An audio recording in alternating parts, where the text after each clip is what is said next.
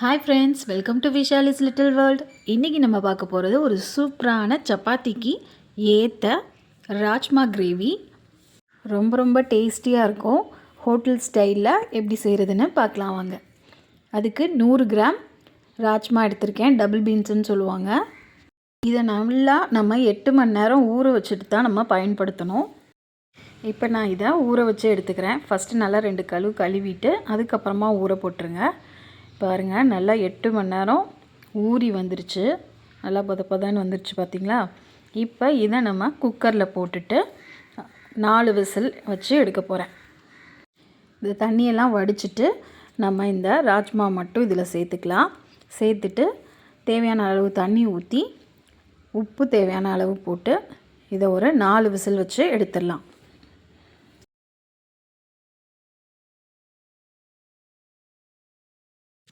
நாலு விசில் வச்சு எடுத்துட்டேன். பாருங்கள் எப்படி நல்லா வெந்து வந்துருச்சுன்னு. நல்லா தொட்டால் சாஃப்டாக இருக்கணும். நல்லா பூ மாதிரி வேக வச்சு எடுத்தாச்சு.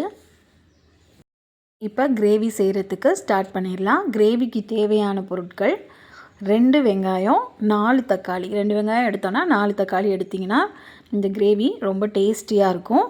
இப்போ நம்ம இந்த தக்காளியை ஃபஸ்ட்டு வேக வச்சு எடுக்க போகிறேன். அதுக்கு இந்த மாதிரி நல்லா 4 சைடு கீந்து விட்டுட்டு சுடுதண்ணியில் போட்டு எடுத்தோம் அப்படின்னா, சுடுதண்ணியில் ஒரு 10 நிமிஷம் வச்சு எடுத்தோம் அப்படின்னா தோல்லாம் உறிஞ்சு வந்துடும். அப்போ தோலை நீக்கிட்டு நம்ம மிக்ஸி ஜாருக்கு மாற்றி இதை பேஸ்ட் பண்ணி எடுக்க போகிறோம். இந்த மாதிரி செய்யும் போது இந்த கிரேவியோட டேஸ்ட்டே வேறு லெவலில் இருக்கும். இது மாதிரி ஒரு தடவை நீங்கள் கண்டிப்பாக ட்ரை பண்ணி பாருங்கள். அடுத்து நான் குக்கரில் தேவையான அளவு எண்ணெய் ஊற்றிட்டு ஜீரகம், பிரியாணி இலை, 3 கிராம்பு, பட்டை, 2 ஏலக்காய் சேர்த்து தாளித்து விட்டுருங்க. கூடவே நம்ம கட் பண்ணி வச்சுருக்க அந்த 2 வெங்காயத்தையும் சேர்த்துக்கலாம். வெங்காயம் ஓரளவு வதங்கினதுக்கப்புறமா இஞ்சி பூண்டு பேஸ்ட் 1 ஸ்பூன் சேர்த்துருக்கேன். இஞ்சி பூண்டு பேஸ்ட் பச்சை வாசனை போகிற வரைக்கும் நல்லா வதக்கி விட்டு எடுத்துருங்க. இது கூடவே 1/4 ஸ்பூன் மஞ்சள் தூள், 1 ஸ்பூன் மிளகாய் தூள். தேவையான அளவு நீங்கள் மிளகாய் தூள் நீங்கள் பார்த்து சேர்த்துக்குங்க. 1/2 ஸ்பூன் மல்லித்தூள், 1/2 ஸ்பூன் கரம் மசாலா. இதையும் சேர்த்து நல்லா வதக்கி விடுங்க. அடி பிடிக்கிற மாதிரி இருந்ததுன்னா கொஞ்சமாக தண்ணி சேர்த்து வதக்குங்க. நல்லா எண்ணெய் பிரிஞ்சு வந்ததுக்கப்புறமா இது கூட ஒரு பச்சை மிளகாய் சேர்க்குறேன் கட் பண்ணிவிட்டு. இந்த டைமில் சேர்த்தா போதும், ஃப்ளேவருக்காக தான் நான் சேர்க்குறேன். இப்போ நம்ம வேக வச்சு பேஸ்ட் பண்ணி வச்சுருக்க அந்த தக்காளியை இதில் சேர்த்துக்கலாம். இதை நல்லா மிக்ஸ் பண்ணி விடுங்க. இது கூடவே தேவையான அளவு உப்பு சேர்த்துக்குங்க. இதை ராஜ்மான்னு சொல்லுவாங்க, சிவப்பு சோயானும் சொல்லுவாங்க. இது ரொம்ப உடம்புக்கு நல்லது. அடிக்கடி இல்லாட்டினாலும் மாதத்துக்கு ஒரு தடவை நம்ம இது மாதிரி செஞ்சு சாப்பிட்றது நமக்கு ரொம்ப நல்லது. இப்போ வெங்காயம் தக்காளி எல்லாம் வதங்கி பச்சை வாசனை போயிடுச்சு. இது கூட நான் ராஜ்மா வேக வச்சா அந்த தண்ணியை சேர்த்துக்கிறேன். இந்த தண்ணியிலையும் நம்ம உப்பு சேர்த்துருக்கோம். அதனால் நம்ம உப்பு போடும்போது பார்த்து போட்டுக்கோங்க, அப்புறம் உப்பு கறிக்கும். இந்த மாதிரி சப்பாத்திக்கு ஊற்றுற கிரேவியெல்லாம் ரொம்ப தண்ணியாக வைக்காமல் ஓரளவு திக்காக வச்சிங்கன்னா தான் அதோட டேஸ்ட்டே சூப்பராக இருக்கும். இதை நம்ம ஒரு 10 நிமிஷம் கொதிக்க விட்டு எடுத்துக்குவோம்.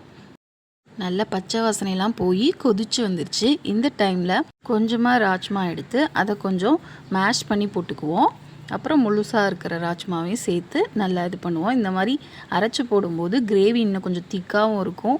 இந்த ராஜ்மா சாப்பிடாத குழந்தைங்க சாப்பிட்ட மாதிரியும் இருக்கும். அதனால் இந்த ட்ரிக்கை நான் ஃபாலோ பண்ணுவேன் எப்போவுமே.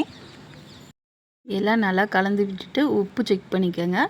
இது நல்லா 10 நிமிஷம் கொதிச்சு வரணும். தேவைப்பட்டால் ஒரு விசில் வச்சு கூட நம்ம எடுத்துக்கலாம். நல்லா இன்னும் திக்காயிடும், சூப்பராக இருக்கும் கிரேவி. பாருங்கள், நல்லா கொதிச்சு எண்ணெய் பிரிஞ்சு வந்துருச்சு. இந்த டைமில் நம்ம கஸ்தூரி மேத்தி கொஞ்சம் சேர்த்துக்கலாம். அப்போ தான் அந்த நார்த் இந்தியன் டச் கிடைக்கும். சூப்பராக இருக்கும் இந்த ஸ்மெல்லும். அவ்வளோதான், சூப்பரான ராஜ்மா கிரேவி ரெடியாச்சு. சப்பாத்தி, பூரி, இட்லி, தோசைக்கு கூட சூப்பராக இருக்கும். லாஸ்ட்டாக கொஞ்சமாக 1/2 ஸ்பூன் சர்க்கரை போட்டுக்கிட்டிங்கன்னா இன்னுமே கிரேவியோட டேஸ்ட்டு அட்டகாசமாக இருக்கும். அவ்வளோதான், சூப்பரான ராஜ்மா கிரேவி செம்மையாக ரெடி ஆயிடுச்சு. டேஸ்ட் பண்ணி பார்க்க வேண்டியது தான். இது மாதிரி நீங்களும் ட்ரை பண்ணி பார்த்துட்டு எப்படி இருந்ததுன்னு எனக்கு கமெண்ட்டில் சொல்லுங்கள். இந்த வீடியோவை புதுசாக பார்க்குறவங்க சேனலை சப்ஸ்கிரைப் பண்ணிக்கோங்க. இந்த கிரேவியை லாஸ்ட்டாக பட்டர் போட்டு சர்வ் பண்ணுங்கள். செம்ம டேஸ்டியாக இருக்கும். இதே மாதிரி சூப்பரான ரெசிபியோட உங்களை அடுத்த வீடியோவில் சந்திக்கிறேன். தேங்க்ஸ் ஃபார் வாட்சிங். Bye friends.